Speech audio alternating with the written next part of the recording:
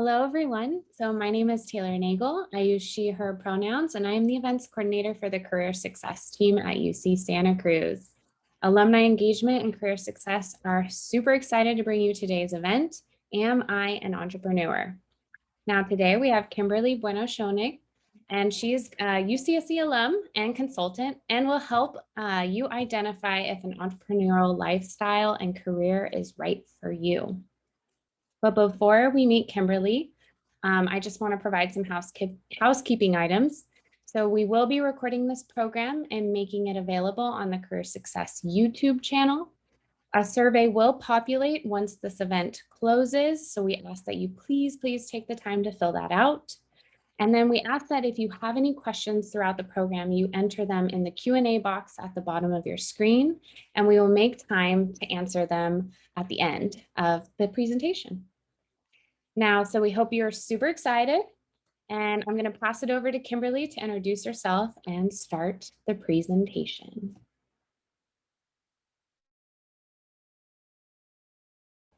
Hi, everyone. Thank you so much for hopping on today. Thank you so much, Taylor, for that introduction. If I just look to the side, it's because I'm trying to manage my two screens. So if you just give me 1 second, everyone, I will get the screen up.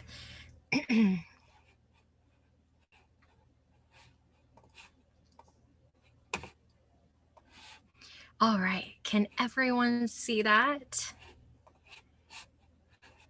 Looks good to me. Okay, perfect. So welcome, everyone. Thank you so much for tuning in to Am I an Entrepreneur? So today's program itinerary is as follows, because we do have an hour together. So we're just going to do a quick welcome, introduction of myself, and then we'll dive into entrepreneurship. We will have a section at the very end for any Q&As, but as Taylor mentioned, please make sure that if you have any urgent questions you want to get in, just make sure you drop them down in the Q&A box at the bottom of your screen, and Taylor will interrupt me to answer that question if I have not answered that question just yet. So welcome, everyone. Thank you so much for coming. And again, this has been brought to you by the UCC Career Center Alumni Engagement Office, and of course, my consulting agency firm that I am founder and CEO of, Bueno-Schonig Consulting. So be sure to let your fellow banana slugs know about the amazing resources at UCSC Career Center and what they offer, and make sure you like them and follow them on social media, because they do have amazing programs that they offer. So a little bit about me. I am a business and career consultant and coach. I was a former recruiter and employee relations specialist at top banks and in financial services here in New York City in Manhattan.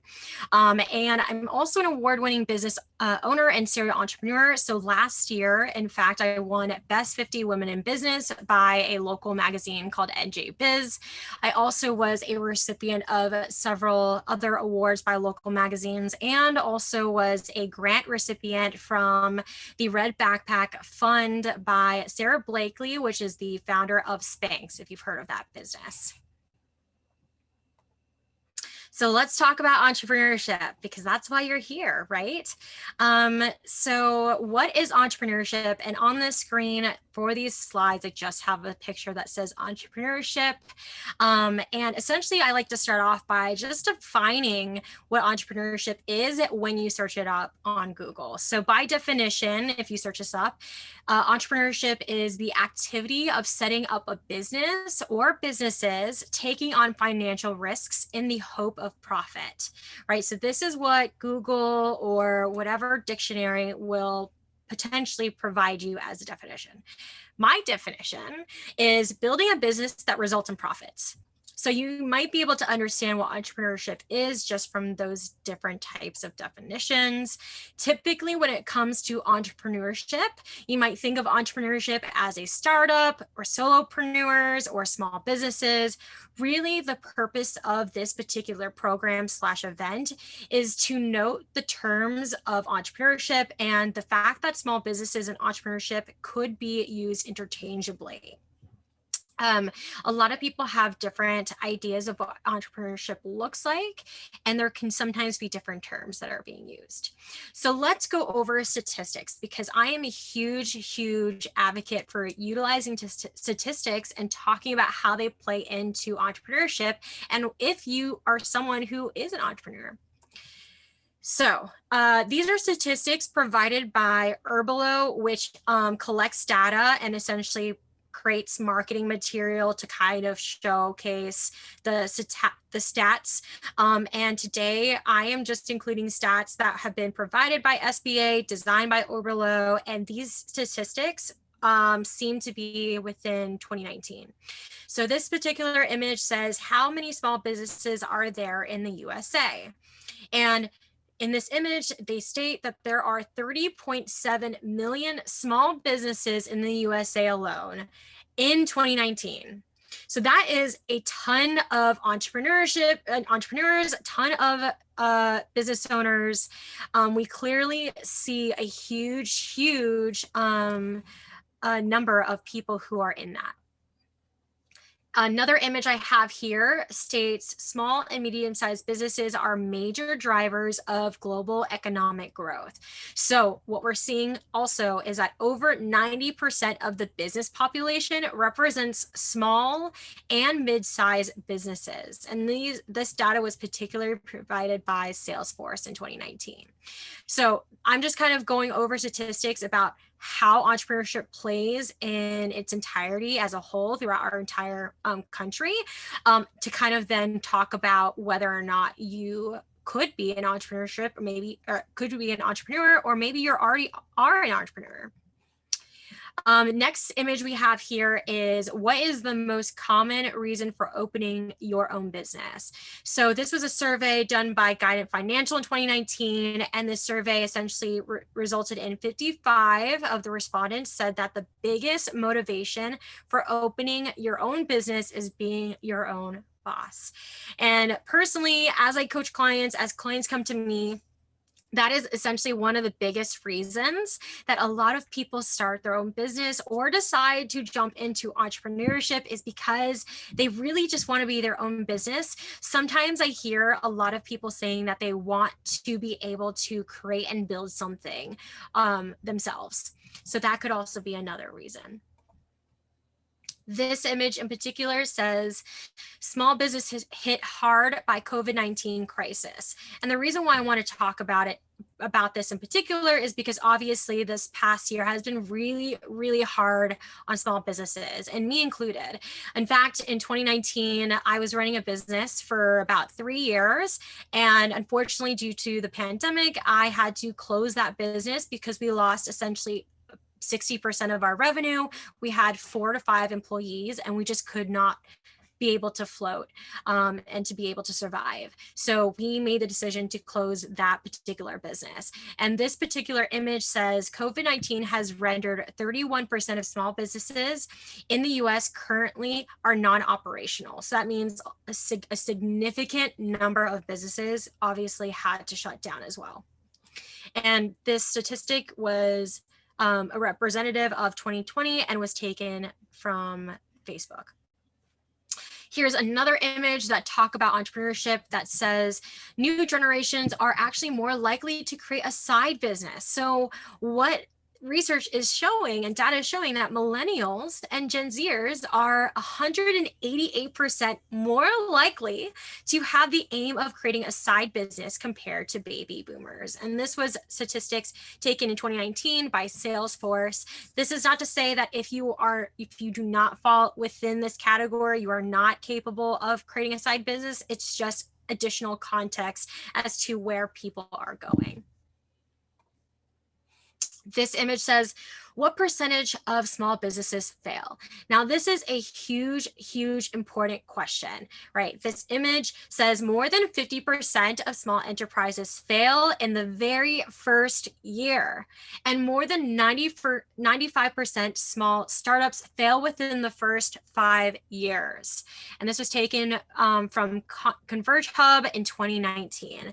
And just from my personal experience, I would probably say that this is a very realistic number. because as I mentioned before, in 2019, after running a business for 3 years, we had to shut it down. Obviously, these numbers are based pre-pandemic. So just keep this in mind, right? As we continue on with our slides. So after hearing all of those questions, all of those statistics, you might be thinking now, like, all right, well, how do I know if entrepreneurship is right for you? Some of the questions we've laid out in those photos, those statistics may have kind of helped you think a little bit more about if entrepreneurship is right for you, but we're going to dive like really into it. So the first thing I always recommend is just to be honest with yourself and ask yourself if you feel passionate enough to have long nights and be the jack of all trades, right? Being an entrepreneur requires you to be the admin, the CEO, the COO, the assistant, every single title you can think of, right? And it is especially required for you to be every single title in the beginning stages, because you essentially have to be working around the clock, right? So you have to be comfortable with that and ask yourself, are you comfortable with that? Do you see yourself that type of person to be able to work round the clock? And actually, prior to this presentation starting, I was telling Taylor that I had not traveled in 3 years. Pre-pandemic, because it took a lot of time out of my day to be able to run my business, and it was really difficult to travel. Granted, I was running a service-based business at the time, so it really just depends on the type of business you're running. Some questions I like to ask people if they're interested in entrepreneurship is, do you enjoy building products? Do you enjoy solving problems? Are you the type of person to try to reach the impossible? Are you comfortable with taking risks? And these are just questions I'm reading off of the slide, right? So the last question I have here is, are you comfortable with working weekends and long hours? Sometimes there is, hype around entrepreneurship and being your own boss, but a lot of the time, those images, those TikToks don't necessarily show you the nitty gritty of what it actually means to be an entrepreneurship. Be an entrepreneur. And let me tell you, if I'm being completely transparent and honest, there have been tons of nights where I was just crying and having a breakdown, because it's very, very difficult to run a business and essentially be able to rely on that business to help pay for bills.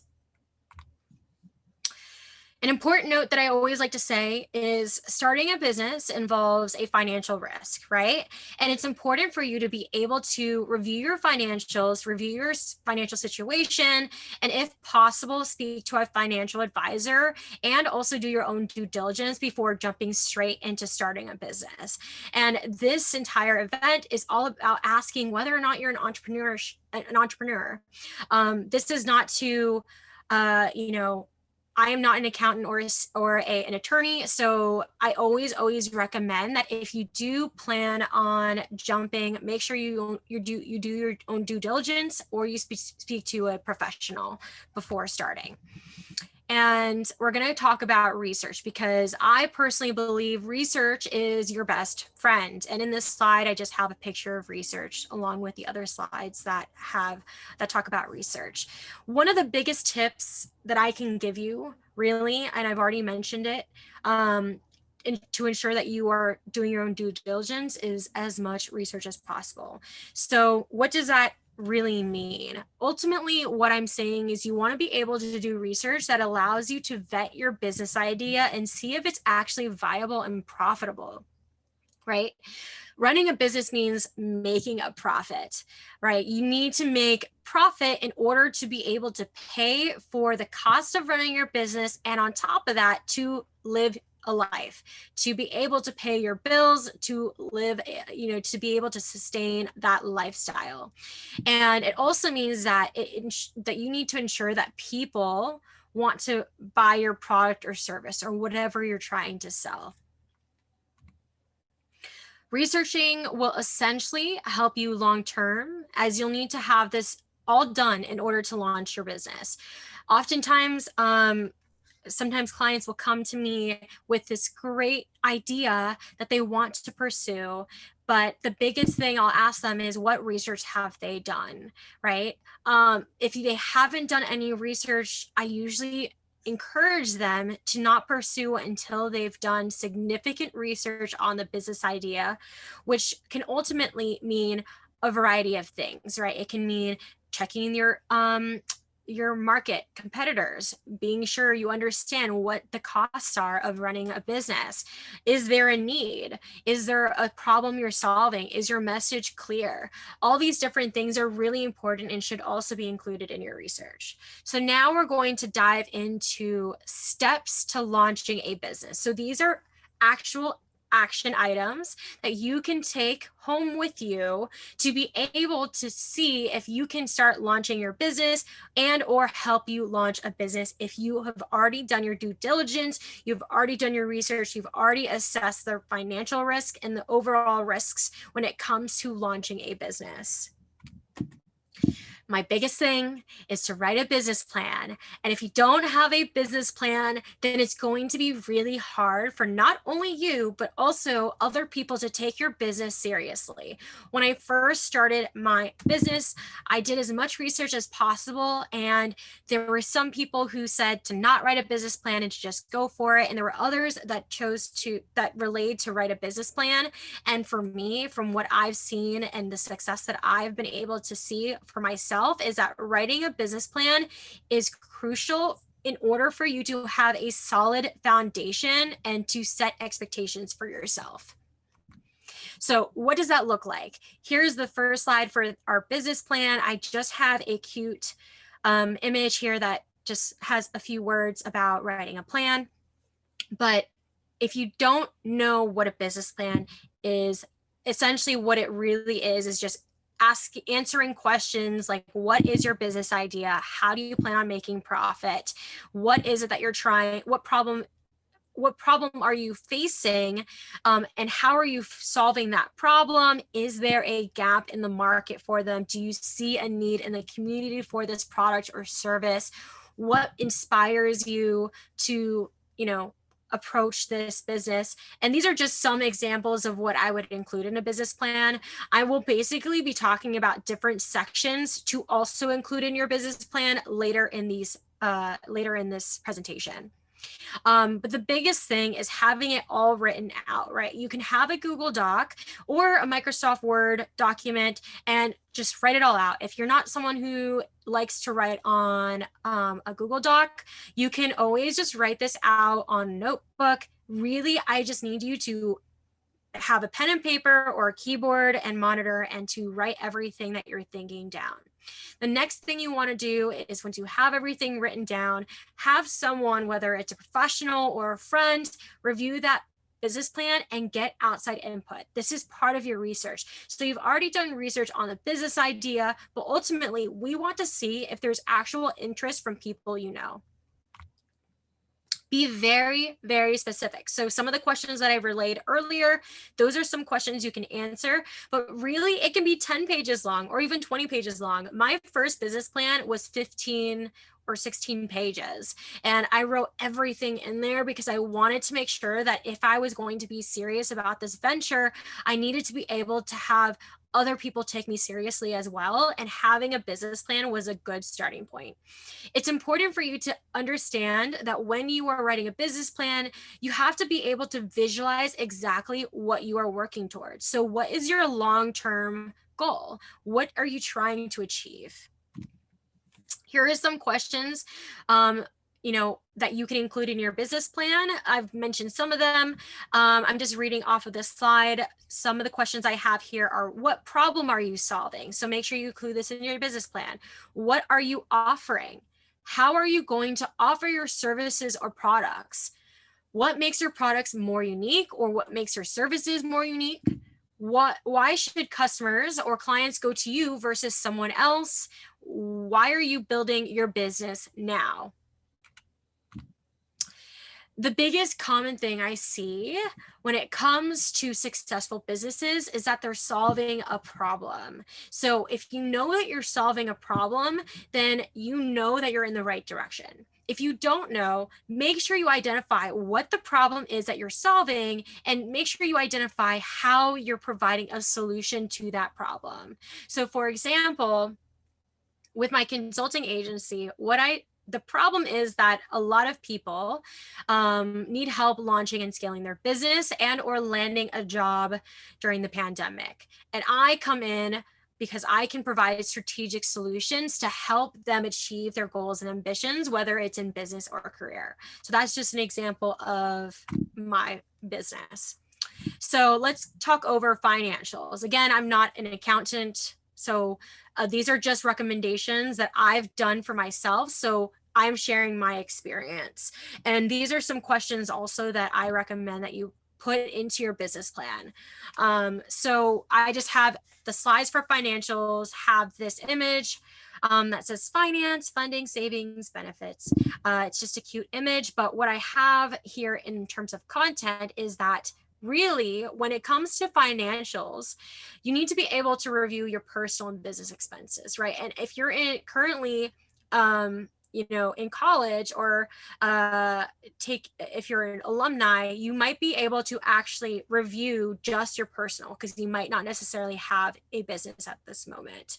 But really, what we're trying to identify is, what does your financials look like? Do you have the capacity to take the risk to start a business? Now, if you do decide to run a business, I highly, highly recommend, because this has worked for me, to make a budget for yourself, right?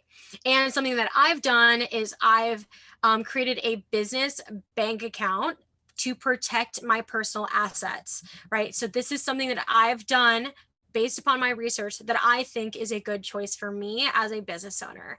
And the thing that I also highly, highly encourage you do is, when you do start a business, you need to track your spending, because you need to be able to identify what is considered a business expense. And when tax season comes, you're going to have to sort it out anyways for yourself, or if you're working with an accountant, right? So it's better and will be easier for you in the long run to be able to separate the two and to be able to track your spending. So as I mentioned before, I highly recommend that if you are going to start a business, you should reach out to an accountant if that's in your budget. You can also check out tools like QuickBooks. For invoicing, you can use Wave, which has a free version, or you can even reach out to a financial planner if you know one. Those are some good financial resources. Ultimately, when it comes to your business plan, what we're trying to identify are all these different aspects. Can you afford an accountant? If not, can you afford tools that can help you with bookkeeping? If you can't afford tools that will help you with bookkeeping, can you, track your own spending and make sure you're diligent with that? So I kind of already touched on it, but you can hire a bookkeeper to help keep track of your books and what you're spending. I personally have not hired a bookkeeper, so I don't know how that works entirely. I have used QuickBooks, Wave myself. So depending upon your plan, you can have a bookkeeper within your plan, but ultimately you can accomplish all of the bookkeeping in an Excel sheet. So really what you need to do is go through your statements and whatever card you use to pay for business expenses. For example, if you paid for a particular material in order for you to build your product, that would be considered a business expense. Again, you want to check with your accountant, or just make sure that what you have valid proof that it's actually being used for your business, right? I always recommend dedicating every week to review your finances, so that way come tax season, right, you're prepared and in real time to be able to track your spending. You want to make sure that if you have your finances straight, it's going to help you make yourself be a more serious business owner. It's important that if you don't have your if you do have your financials straight, it's going to help you long term, because then you'll be able to avoid paying fines or overdraft fees. You can have a better sense of whether or not your business is actually being profitable. So just make sure that all of this information, all of the context to this information, you are including it in your business plan. So one of the things that I also like to talk about is business formation, because a lot of people have questions about how do I even get started, right? And the biggest thing here is that it varies state by state. And what I'm sharing in these following slides are just what I have done in order to start my own business. So again, you want to just reach out to an accountant or a lawyer. And really, when you do start forming your business, you typically have a business name, right? This is going to be associated with your legal business entity. And I just have a document here as a photo. But the next thing I also want to mention is that typically when it comes to business formation, you start off, or at least what I've done is I've started off by getting an EIN number, which is an employer identification number. And I've registered with the business. I've registered the business with the state, local, and federal government. And I've also had to check for licenses, permits, or additional paperwork I need to file with my local city. So for example, I have formed my business entity through LegalZoom, which they do all the heavy work for you. And because I've hired them before, I personally would say if you don't want to think about it, that is a good avenue to take, but you are paying a lot of money for it. I've been able to, because I've run several businesses, I've been able to file my own business documents myself through the IRS and through local governments. But because if this is your first business, right, you want to make sure your entire foundation is set for you, right? Which means that you want to make sure you're legally registered both on a state level, local level, and federal level. I believe that is all I have for you. I wanted to make sure we had enough time to potentially answer any questions. Hi, Kimberly. Yeah, so we don't have any questions currently in the Q&A box at the bottom of the screen. So please, if you have any questions, submit them there. But I do have a few questions from registration that I will ask. First one really is, at what age is it too late to become an entrepreneur? And I think this is just a general question in the sense of like, is it ever too late to become an entrepreneur? I love this question. Short answer is no, it's never too late. In fact, I would encourage people to start earlier. I always try to tell my sister to start a side hustle early on because it compounds, right? When you start early, you're able to develop all that experience. You'll be able to understand what it means to run a business. And not only is that a good thing to add to your resume, but it also encourages you to learn more about yourself and develop a growth mindset. So there's never a time that is like, you can't start a business at this age. I always recommend if you want to start it now, start it now. Just make sure you are approaching it with due diligence and research. Awesome, thank you. So we have a question from Sarah in the audience, and it's, what advice do you have to give to your senior year self? Good question. And it's kind of related to my answer in the last one. Honestly, if I knew that I could approach entrepreneurship, or if entrepreneurship was even an avenue, I would have started freshman year. I would have started in high school or middle school. I would have started long before then, because there's a lot of opportunities when you start young, right? A lot of local government, city agencies are really invested in empowering the youth. And sometimes you'll get grants and fundings because you're a very young entrepreneur. And honestly, when I entered UCSC, I had this vision of just joining a company and then just becoming a managing director. And that was my end goal. Entrepreneurship really changes your perspective on things. And I think if you are interested in entrepreneurship, if you think it's the right path for you, definitely start early as you can.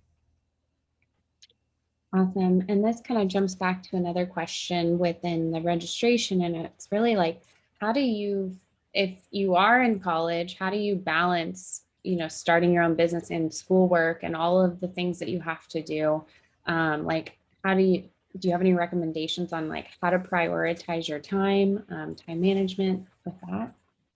Yeah, I mean, I know how difficult it is to juggle everything, especially as a student. One of my biggest things is if you can hone in your time management skills. So that means using tools, especially if they're free, right? So I think there's like Monday.com, there's Trello. A system that was recommended to me recently is called Notion, and they do have a free plan that you can use.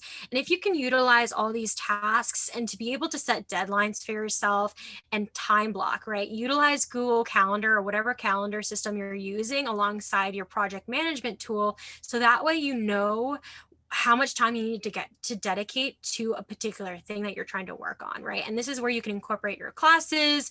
Maybe you're working a job, right? Be able to identify where you can fit time into and what your priorities are. Awesome. And then jumping back to what you said, so how can we find and get those grants and investors? Yeah, so all my businesses actually have been bootstrapped. Which bootstrapping means that you put your own money into building your own business. I'm familiar with grants, and that really it comes down to research. Anytime that I am I hear about a resource, I do as much research as I can. I include myself in a lot of organizations that are related to entrepreneurship and try to network as much as possible. So that way, as soon as I hear that there's a grant that's available to someone like me, I can apply right away. As for investors, that is very new to me. I am someone who's currently developing an app, and pitching to investors is a whole different ball game that I just don't have knowledge about. But if you're trying to bootstrap your own business, that's one way to try to search for grants is by including yourself in organizations, making sure you are networking and doing as much research as possible. Awesome. Armando mentioned different types of licenses and incorporations plus charities or nonprofits. Just wondering if you have any advice around those spaces. Yeah, great question, because I actually do run my own nonprofit. I run a 501c3 nonprofit called Women Entrepreneurs International, and that supports over 500 female entrepreneurs around the world. And specifically with forming a nonprofit, you essentially are going through the same process. The only additional thing that I had to do in order to get that 501c3 status is I had to essentially apply through the IRS to receive that status. But the thing with nonprofits is that you're essentially running a business. It's just tax exempt, but you have to fill out all the requirements. So I know there's tons of books about how to start a nonprofit. So I would say start off, reading the book about forming a nonprofit and checking in with yourself to see if that's something you're ready to do. Great. And then jumping back to the question before, is where do you find the grants? Do you have any resources on how to find them? Good question. Currently, I don't have a particular resource that I go to. I always check the government website for grants. So I always check at Google, like New York grants or women entrepreneur grants. I know FedEx always have grants for entrepreneurs. I always know that, your local government. The thing about grants is typically you already have to have a business, right? They want to see that your business has been up and running for a year, because if they're going to give you that money, they want to make sure that it is a strong business formation, and they want to make sure that you are a legitimate business. Awesome. Thank you so much. Okay, so we have a question from Sophia. It says, if we are running a business online, does that have a store that doesn't have a storefront? Is that different from the type of entrepreneurship you've been discussing in regards to next steps or getting started? Great question, Sophia. It's the same process. So whether you have a brick and mortar, which means that you have a storefront, whether you have a virtual or online business, you still have to legally or at least I encourage you to legally register it, because you are essentially trying to create profit for yourself. There is no, what they'll do, depending upon the state, when you're registering it, they might ask you, what does your business fall under a particular category? And sometimes they'll have virtual online business, which you can make note of. But the process is still the same in terms of registration. And our next question in the audience is, are you paying yourself through your nonprofit? So if you own a nonprofit, would you pay yourself?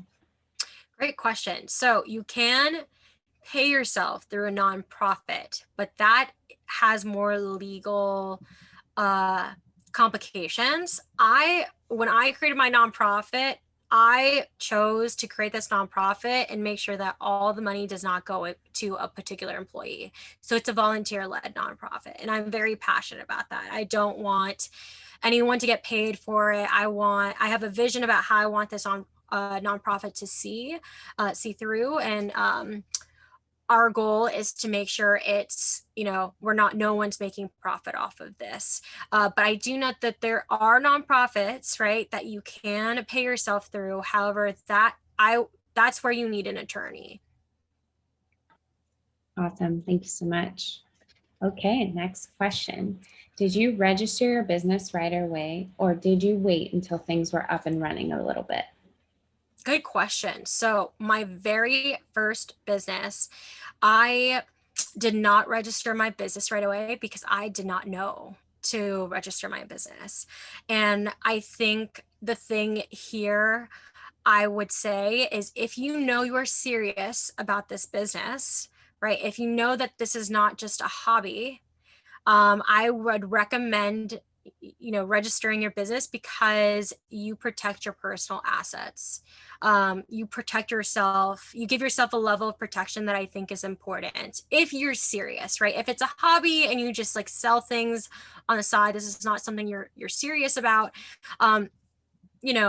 That's an argument. But if you're very serious about running a business and you are seeing a significant income come in, or at least you're seeing an increase of income come in, then that is where you want to make sure you already have yourself protected. Awesome. Thank you. So how do you promote your business? Great question. This is really is a long-term strategy, and there's several ways to approach it. You can promote your business through social media, which is how I grew my first business. You can pay for ads, which I usually don't recommend to my clients. I always recommend word of mouth. Word of mouth was the biggest reason why my first business skyrocketed. We went from one client to 55 clients within a 3-month span. And that was mainly because of word of mouth. And then we saw an increase.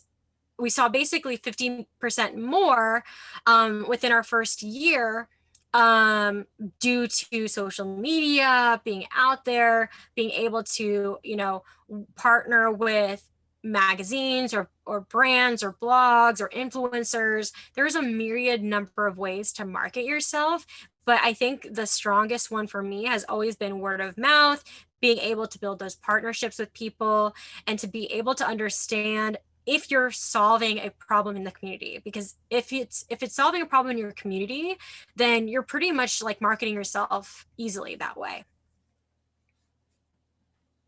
Great, thank you. Okay, our next question. What is the biggest challenge you faced as an entrepreneur, and how did you overcome it? Yeah, so I'm trying to think of what is the best challenge for me to share. I think the best challenge for me is the fact that when I started my first business, I was only 23. And what I thought at the time was, I should be taken seriously as a business owner. But after, networking and meeting people, there are some people that just thinks because you are so young, they can't take you seriously. And it was really difficult for me to, have those conversations and to be able to address that. And also being a female of color, I felt like I had to work 10 times harder to land deals. And sometimes it still feels that way. Luckily, we're seeing a, improvement, but I think when you have to engage in conversations where people look down on you for your age and also your gender and the color of your skin, that is like always really difficult. Yeah, super. Thank you for sharing that. So we have another question. So what types of people did you seek out at the beginning of your business development to build your network? Who did you leverage? Good question. So, actually, the reason why I started my nonprofit was because I did not know who to reach out to. And the reason why I've been so adamant about expanding our nonprofit is because I think that there really needs to be a central hub. I literally had no idea who to reach out to. So, what I ended up doing is I went into Facebook groups and I asked questions. Is there any business owner here that can talk to me about how they started their business? I took time out of my day to interview brick and mortar stores and talk to the manager directly and ask them, like, what was the process in order for you to be able to have a brick and mortar? What do you, to the extent that you can share, how does that look like financially? I also interviewed as many, virtual business owners as possible for the specific industry that I was interested in. I, did research on how they modeled their business. And I really wanted to make sure that what I was doing was right and I can do it right. And I can make sure that, this is something, if I'm going to put effort into, I can actually see results in. So I just Googled, I asked people directly, I set up time. I really wanted to make sure that I can do as much research as possible. And that's just asking other business owners. Great. So what are your favorite business-oriented podcasts, books, groups, or websites, resources, anything at all? I love that question. So actually, I do have a few books maybe here. I used to not be a huge avid reader because at the time when I was at UCSC, I was, studying for politics, double major in politics and legal studies, and that's a lot of reading. So to read to read books that I personally enjoyed was a little bit difficult, but now I do as much as I can to read. So I have a long list of books that I recommend, and I think I have it here actually, which I will share. And these might be geared towards more females, but I still think it's something that could be read by anyone. So my first book, I used to not want to read this, but I do think that there's significant value, is How to Win Friends and Influence People by Dale Carnegie. So the title of this book actually threw me off, and I personally I did not want to engage with it. But actually, when you read it, it tells you how to just communicate with people. How can you engage in storytelling? How can you essentially pitch to people about why your idea or why your belief is important? And I think this is a really great book for anyone who's interested in public speaking or maybe pitching to investors, right? That's really important. A book that I have in my wait list is Dear Female Founder by it's edited by Lou Lee and forward by David Brown. And this book is just 66 letters of advice from women entrepreneurs who have made $1 billion in revenue. So this is something that I, have a goal of achieving, and I'm going to read about how women did it, right? The best way to learn how you can achieve your goals is by reading others' experience. I have 2 more books. One is Get Over Your Damn Self, and then the other one is She Speaks. So those are some books in the pipeline. Awesome. Those all sound great. I'm gonna have to get some for myself. So this is kind of a 2-part question, because I saw something come through the registration, and it was really like, what are some of the ways that you felt with your legal studies major really helped you after you graduated and starting your own business? And then also twofold is like, are there organizations, opportunities, resources at UCSC that you would recommend to help get you there? So maybe 2 different, but also connected in some way. Yeah, so I am a huge advocate for what is now called the UCSC Career Success Center. I was a peer advisor, formerly known as the UCSC Career Center, right?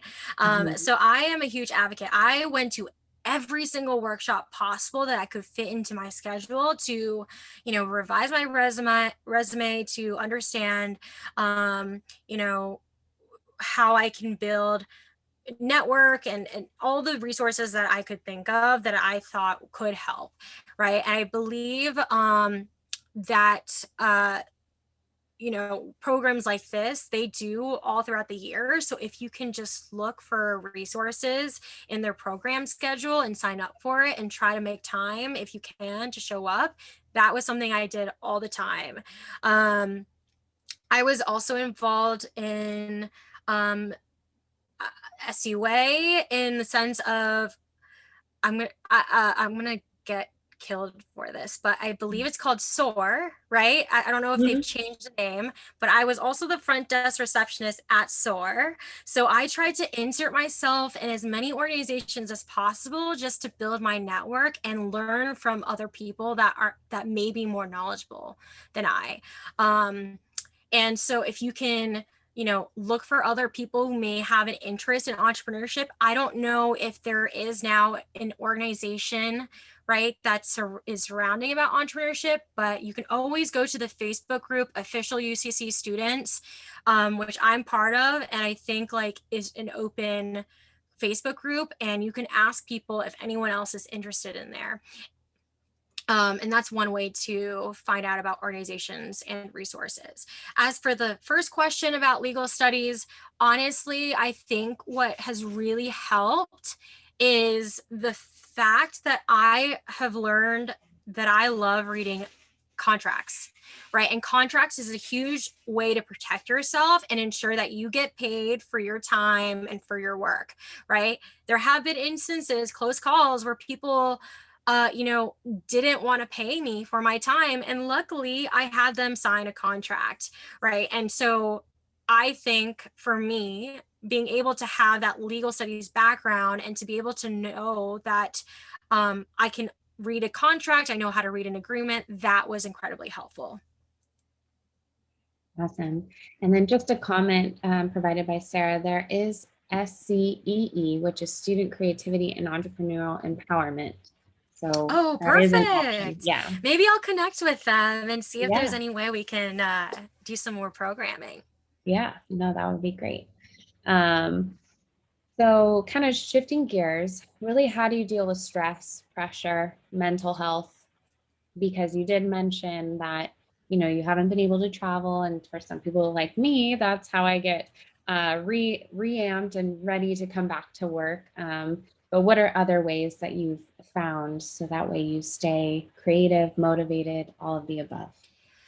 That's such a wonderful question. I think it's always been a work in progress for me, but one of the things that I know I've always loved is singing, and I try to incorporate music into my life as much as I can. Pre-pandemic, I would spend time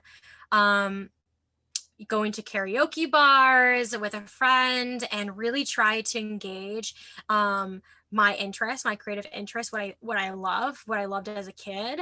And something more recently is I make sure I work out every single day. So I am on 4.5 months now working out every single day, even if it's just a minimum of 10 minutes. I give myself 10-minute minimum.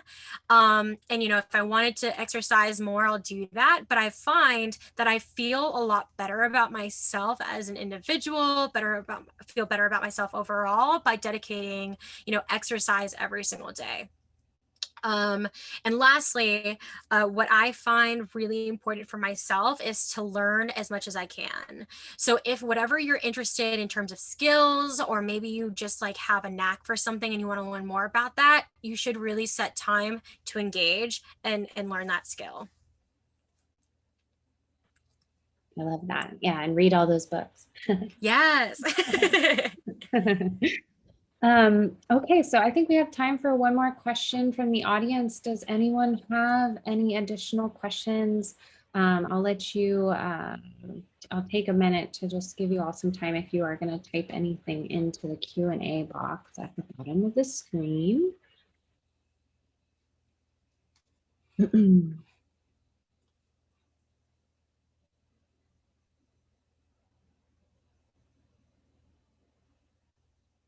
And I'm just looking through the registration questions just to make sure we didn't miss anything.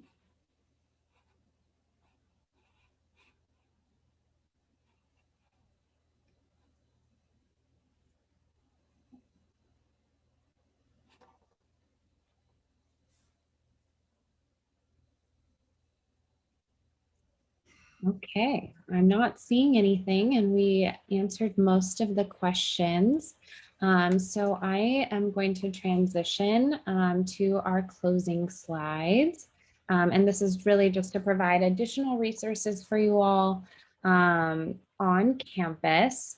So the first one is the Career Advice Network. This is a space under the Alumni Engagement Office where over 1,600 alumni mentors are available to talk to students in all different industries. And really it's just to help further your career development and really speak to people like Kimberly that live and breathe in that industry, or, you know, do what you want to do maybe after graduation. So this is a great resource, and I'm going to link the website link in the chat. Oops, I just sent it to panelists, so hold on. There you go. And then is there a limit on the number of people we can meet with per month? I actually do not know that answer, but Charlotte, I will get back to you via email after this event. And then our next slide. So here are our career success resources. So we do everything through Handshake. So if you aren't registered on Handshake yet, please do so. You can access this on our career success website. Here on Handshake, you can find job fairs, events and workshops, career coaching appointments. That's how you sign up for career coaching appointments with our career and peer coaches on campus. And then if you are an alumni, we recommend that if you're only from the years 2018 to 20, that you can actually request career coaching appointments as well.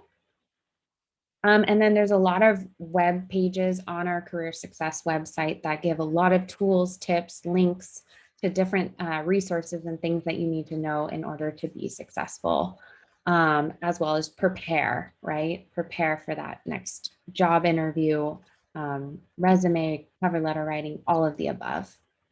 And I'm going to link that website into the chat. Okay, next slide. This is the Career Design Fellowship. This is actually geared towards alumni, and it's a 30-day peer-led program aimed at helping alumni get the clarity and plan they need to find fulfilling careers. And the next course launches May 2021. So if you are interested in this, then I am going to link it in the chat as well. Lots of links, lots of resources. Kimberly says, please take advantage of these because they are free, they're helpful. And then the last slide is just some upcoming events that we are still hosting for this quarter. So we will have a LinkedIn workshop next Tuesday from 4 to 5. You can find that on the Career Success student calendar. I am linking that here. That's going to be a great workshop actually led by someone that works at LinkedIn. We will have another one for Good Enough, a guide to overcoming imposter syndrome. I'm sure most of you know what that is. And we have a alumni, Marcia Wall, who will be presenting on for that program. And that's the next day, April 21st from 4 to 5. And then there's a UC-wide career fair on April 27th. And that should be pretty fun. Email communications have gone out about that. And if you're interested, and if there's anything in here that you need more clarification on, please feel free to email me at tsnagel@ucsc.edu.